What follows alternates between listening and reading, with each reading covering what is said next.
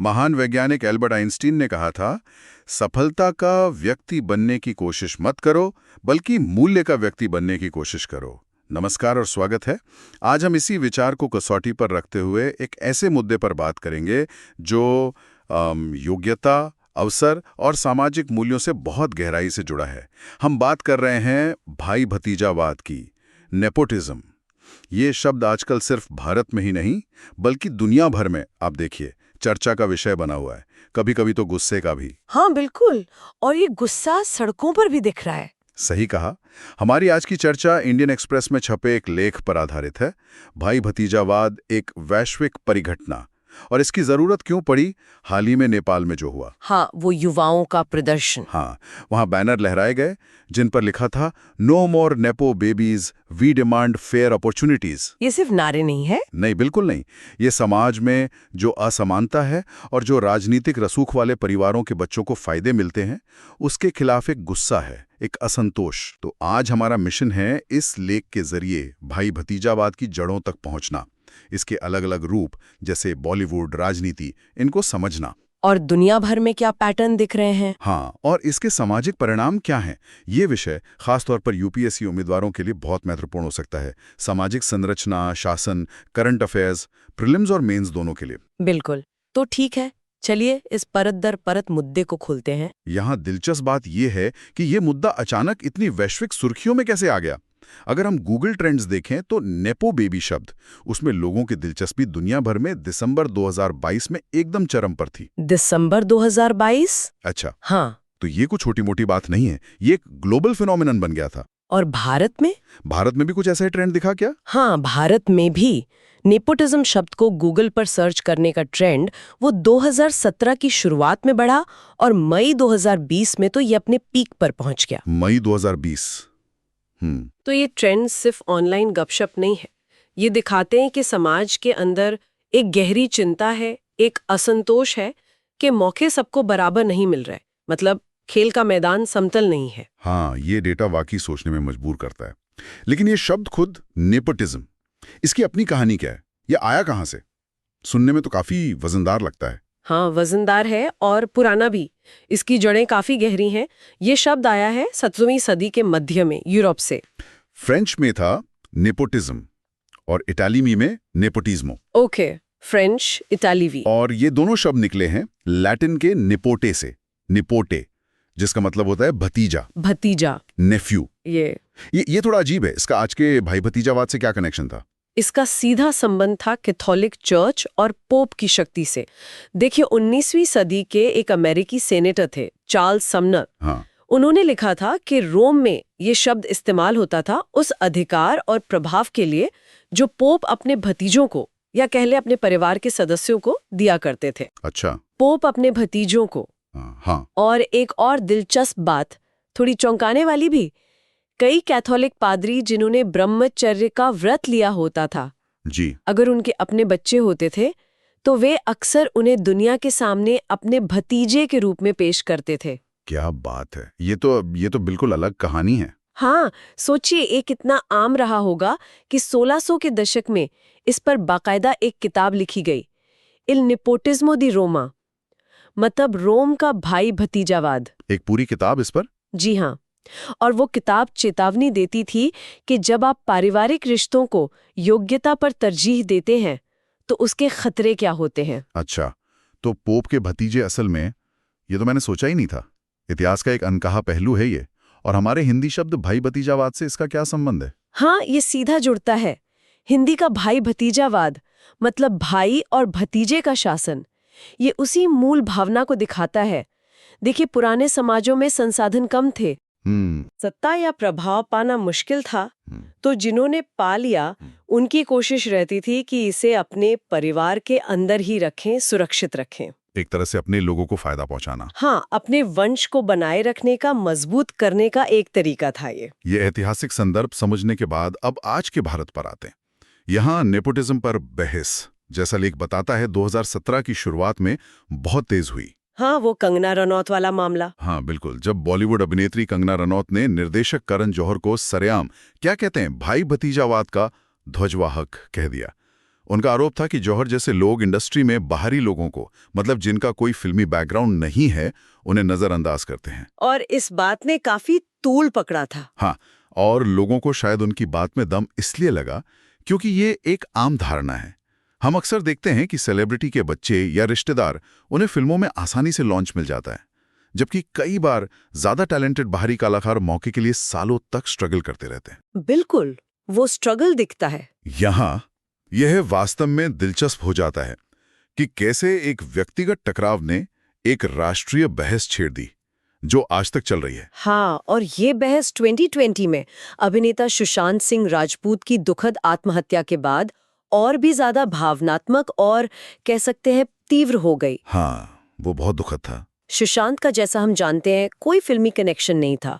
उनकी मौत के बाद सोशल मीडिया पर एक बहुत बड़ी लहर उठी, जिसमें कई लोगों ने, हालांकि लेख ये साफ करता है कि इसके लिए सबूत कम थे, इंडस्ट्री के अंदर के कथित भाई भतीजावादी गुटों पर आरोप लगाया उनकी मौत में भूमिका होने का। तो ये मुद्दा सिर्फ करियर के अवसरों से आगे बढ़ गया। हाँ, ये मानसिक स्वास्थ्य और इंडस्ट्री के माहौल से भी जुड़ गया। और इसी माहौल में दिसंबर 2022 की न्यूयॉर्क मैगजीन की एक कवर स्टोरी आई। अच्छा, उसने क्या कहा? उस रिपोर्ट का तर्क था कि कोविड-19 महामारी के दौरान लोगों का गुस्सा मशहूर हस्तियों और खासकर नेपो बेबीज के खिलाफ बढ़ गया था। क्यों? ऐसा क्यों हुआ? क्योंकि देखिए, एक तरफ आम लोग नौकरी खो रहे थे, आर्थिक तंगी झेल रहे थे, और दूसरी तरफ कई नेपो बेबी सोशल मीडिया पर क्या पोस्ट कर रहे थे, अपने आलीशान घरों में परिवारों के साथ आराम करते हुए तस्वीरें। तो वो जो कंट्रास्ट था, हाँ। वो विषमता, वो बहुत चुभने वाली थी। लोगों को लगा कि ये लोग तो बिल्कुल अलग दुनिया में जी रहे हैं। समझ गया। उसी रिपोर्ट में लेखिका फ्रान लेबोविट्ज का एक बहुत तीखा लेकिन सोचने वाला उद्धरण था। उन्होंने कहा था कि दरवाजे के अंदर जाना, गेटिंग इन द डोर, हाँ, वही लगभग पूरा खेल है, खासकर फिल्म अभिनय में। उनका कहना था कि एक्टिंग कोई रॉकेट साइंस नहीं है जिसके लिए सालों की खास ट्रेनिंग चाहिए। इसलिए पहला मौका मिलना, वो पहला दरवाजा खुलना, वही सबसे अहम है। अच्छा। और यहीं पर पारिवारिक कनेक्शंस सबसे ज्यादा मदद करते हैं, ये उनका तर्क था। लेकिन क्या ये तर्क लेबोविट्ज का थोड़ा ज्यादा सरल नहीं लगता? मतलब क्या अभिनय में सचमुच कोई योग्यता नहीं चाहिए? क्या सिर्फ मौके की ही बात है? टैलेंट का क्या? ये बहुत अच्छा सवाल है, और लेबोविट्ज का तर्क शायद थोड़ा एक्सट्रीम लगे, लेकिन वो इशारा कर रही हैं उस शुरुआती फायदे की तरफ जो कनेक्शन से मिलता है। बेशक लंबे समय तक टिके रहने के लिए प्रतिभा और मेहनत जरूरी है, इसमें कोई शक नहीं। बिल्कुल। लेकिन उनका पॉइंट ये है कि बहुत से प्रतिभाशाली लोग वो उस पहले दरवाजे तक पहुंच ही नहीं पाते, जबकि शायद कोई कम प्रतिभाशाली नेपो बेबी हो, उसे वो मौका आसानी से मिल जाता है। हाँ, ये बात तो है। तो ये बहस असल में योग्यता बनाम अवसर, इसके जटिल रिश्ते को दिखाती है। और जैसा कि लेख भी कहता है, ये सिर्फ बॉलीवुड की कहानी तो है नहीं। बिल्कुल नहीं। ऐसा लगता है कि भारतीय समाज के कई और क्षेत्रों में भी, चाहे वो राजनीति हो, बिजनेस हो, यहाँ तक कि नौकरशाही में भी भाई भतीजावाद की जड़ें काफी पुरानी और गहरी हैं। ये एक तरह से नॉर्मल सा बन गया था, एक अलिखित नियम जैसा। हाँ, एक तरह से स्वीकार्य मान लिया गया था। और राजनीति का जिक्र करें तो एक दिलचस्प विरोधाभास भी है।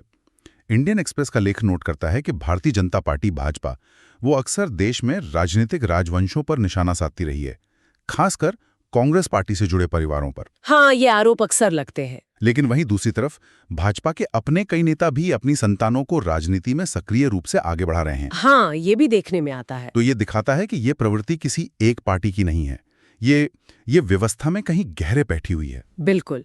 और इस पहेली को पूरी तरह समझने के लिए इसका आर्थिक पहलू देखना बहुत जरूरी है। अगस्त 2020 में इंडियन एक्सप्रेस में एक ऑप-एड छपा था फिल्म निर्माता कबीर खान और लोक नीति विश्लेषक रोहन संधू का। अच्छा, उन्होंने क्या कहा था? उन्होंने बहुत अच्छे से समझाया था कि फिल्म इंडस्ट्री को जो ये असमानता प्रभावित करती है, वो सिर्फ सतही नहीं है, उसके पीछे गहरी संरचनात्मक वजह है, इकोनॉमिक वजह है। जैसे कि? उन्होंने फिल्म निर्माण के अर्थशास्त्र पर ध्यान दिलाया। फिल्में बनाना बहुत महंगा काम है। हाँ, खर्चा तो बहुत होता है। और ज्यादातर फिल्में बॉक्स ऑफिस पर चलती नहीं है, फेल हो जाती हैं। ऐसे में जो पैसा लगा रहे हैं, निर्माता, वितरक, उनके लिए ज्यादा सेफ लगता है कि वो जानी पहचानी कहानियों में पैसा लगाएं, फॉर्मूला फिल्मों में। रिस्क कम लेना चाहते हैं। हाँ, और खासकर ऐसी फिल्मों में जिनमें जाने पहचाने चेहरे हों या फिर स्टार किड्स हों। तो ये स्टार किड्स निर्माताओं को आर्थिक रूप से ज्यादा सुरक्षित क्यों लगते हैं? क्या सिर्फ नाम काफी है या कुछ और भी है? नाम तो है ही, लेकिन उसके साथ साथ उनकी बनी बनाई पहचान और सोशल मीडिया फॉलोइंग भी। अच्छा, सोशल मीडिया। हाँ, लेख बताता है कि कई स्टार किड्स की पहली फिल्म आने से पहले ही सोशल मीडिया पर लाखों फॉलोअर्स होते हैं। सोचिए जरा, मार्केटिंग के नजरिए से ये कितना बड़ा फायदा है। हाँ, ये तो बहुत बड़ा एडवांटेज है। बिल्कुल, एक नए चेहरे को तो शून्य से शुरू करना पड़ता है, जबकि स्टार किड पहले से ही एक तरह का ब्रांड होता है। तो ये नए कलाकारों की तुलना में एक बहुत बड़ा अंतर्निहित लाभ है। ये फिल्म के प्रचार का खर्च कम कर सकता है, शुरुआती दर्शक खींचने में मदद कर सकता है। अगर हम इसे बड़ी तस्वीर से जोड़ें तो ये दिखाता है कि कैसे बाजार की आर्थिक ताकतें, चाहे अनजाने में ही सही, भाई भतीजावाद की संस्कृति को बनाए रखने में एक भूमिका निभाती हैं। ये सिर्फ व्यक्तिगत पसंद का मामला नहीं रह जाता, ये सिस्टम का हिस्सा बन जाता है। और जैसा कि लेख बताता है, ये सिर्फ भारत या नेपाल का ही किस्सा नहीं है। ये पैटर्न दुनिया के दूसरे हिस्सों में भी नजर आ रहा है। हाँ, बिल्कुल। फिलीपींस का उदाहरण दिया गया है लेख में। वहां भी राजनेताओं के बच्चों के खिलाफ इसी तरह का गुस्सा पनप रहा है। शायद थोड़े छोटे पैमाने पर हो, लेकिन है। हाँ, फिलीपींस में हाल में आरोप लगे कि बाढ़ नियंत्रण परियोजनाओं के नाम पर सरकारी खजाने से अरबों पैसों का गबन हुआ। बहुत बड़ी रकम। अच्छा। इसके बाद जब उन ठेकेदारों और सरकारी अधिकारियों के बच्चों की तस्वीरें सामने आईं, जिन्हें वहां भी नेपो बेबीज कहा जा रहा है, जो कथित तौर पर इसी भ्रष्टाचार से मिली दौलत से शानदार जीवन जी रहे थे, तो ऑनलाइन लोगों का गुस्सा भड़क उठा। उनकी लाइफस्टाइल पर। हाँ, उनकी महंगी गाड़ियां, विदेश यात्राएं, इनकी तस्वीरें वायरल हुईं और लोगों ने कड़ी आलोचना की। तो ये गुस्सा सिर्फ अफसरों की कमी का नहीं है, बल्कि व्यवस्था में जो अन्याय और भ्रष्टाचार दिखता है उससे भी जुड़ा हुआ है। बिल्कुल। और कई देशों में जो ये सार्वजनिक असंतोष हम देख रहे हैं, उसके विश्लेषण दो मुख्य कारणों की तरफ इशारा करते हैं। क्या है वो कारण? पहला है बढ़ती हुई आर्थिक असमानता, अमीर और गरीब के बीच खाई बढ़ रही है। और दूसरा, सोशल मीडिया का फैलाव। सोशल मीडिया कैसे? सोशल मीडिया ने लोगों की निराशाओं को, उनके गुस्से को एक मंच दे दिया है। अब लोग पहले से कहीं ज्यादा आसानी से देख सकते हैं कि कुछ लोगों के पास कितने विशेषाधिकार हैं, जबकि बाकी लोग संघर्ष कर रहे हैं। हाँ, वो तुलना साफ दिखती है। और वे अपनी आवाज भी उठा सकते हैं, संगठित हो सकते हैं, अपनी भड़ास निकाल सकते हैं। नेपाल का हालिया उदाहरण और उससे पहले बांग्लादेश और श्रीलंका में जो आर्थिक और राजनीतिक संकट हमने देखे, वे इसी ओर इशारा करते हैं। जब सत्ता, संसाधन, अवसर लगातार कुछ गिने चुने समूहों या परिवारों के हाथों में सिमटते जाते हैं, तो समाज में तनाव बढ़ता है और इसके विस्फोटक परिणाम हो सकते हैं। ये सामाजिक स्थिरता के लिए एक गंभीर खतरा बन सकता है। ये तो बहुत गंभीर बात है। और यहीं पर ये यूपीएससी उम्मीदवारों के लिए खास तौर पर महत्वपूर्ण हो जाता है। ये सिर्फ बॉलीवुड गॉसिप या सोशल मीडिया ट्रेंड नहीं है। नहीं, ये उससे कहीं ज्यादा गहरा है। हाँ, ये सीधे तौर पर जुड़ा है सामाजिक स्थिरता से, सुशासन, गुड गवर्नेंस से और जनता के अपनी संस्थाओं पर विश्वास से। जब लोगों को लगता है कि सिस्टम निष्पक्ष नहीं है, कि मेहनत और योग्यता का कोई मोल नहीं, तो उनका व्यवस्था पर से भरोसा उठने लगता है। और ये खतरनाक है। बहुत ज्यादा। इससे एक महत्वपूर्ण सवाल उठता है कि समाज इस घेरी और जटिल चुनौती का सामना कैसे कर सकता है। क्या इसका कोई आसान हल है? शायद नहीं। तो इस सब का क्या मतलब है? अगर हम आज की चर्चा को समेटें तो हमने देखा कि भाई भतीजावाद कोई नई चीज नहीं। इसकी जड़ें इतिहास में पोप के भतीजों तक जाती हैं। हाँ, काफी पुरानी कहानी है। हमने इसके आज के रूप देखे। बॉलीवुड में चमक के पीछे का संघर्ष, राजनीति में वंशवाद का विरोधाभास, बिजनेस में पारिवारिक पकड़। हमने देखा कि ये सिर्फ भारत की कहानी नहीं, फिलीपींस जैसे देशों में भी यही पैटर्न दिख रहा है। वैश्विक परिघटना। हाँ, हमने इसके पीछे के आर्थिक तर्क समझने की कोशिश की। ये कैसे बाजार भी इसे बढ़ावा दे सकता है, और सबसे जरूरी, हमने ये समझा कि ये मुद्दा कैसे बढ़ती असमानता और सोशल मीडिया के दौर में एक बड़े सामाजिक गुस्से और अस्थिरता का कारण बन रहा है। सही। संक्षेप में कहें तो ये योग्यता बनाम विरासत में मिले विशेषाधिकार की एक सदियों पुरानी जटिल लड़ाई है, जिसके आज के दौर में गहरे सामाजिक और राजनीतिक मायने हैं। हाँ, और अंतिम विश्लेषण में ये मुद्दा दो बहुत शक्तिशाली मानवीय भावनाओं के बीच एक बुनियादी तनाव को दिखाता है। एक तरफ है परिवार के प्रति वफादारी, अपने बच्चों को, अपने लोगों को आगे बढ़ाने की एक स्वाभाविक इच्छा, हाँ, ये तो स्वाभाविक है। और दूसरी तरफ है निष्पक्षता, बराबरी और योग्यता के सिद्धांत, जिन पर एक स्वस्थ समाज टिका होता है।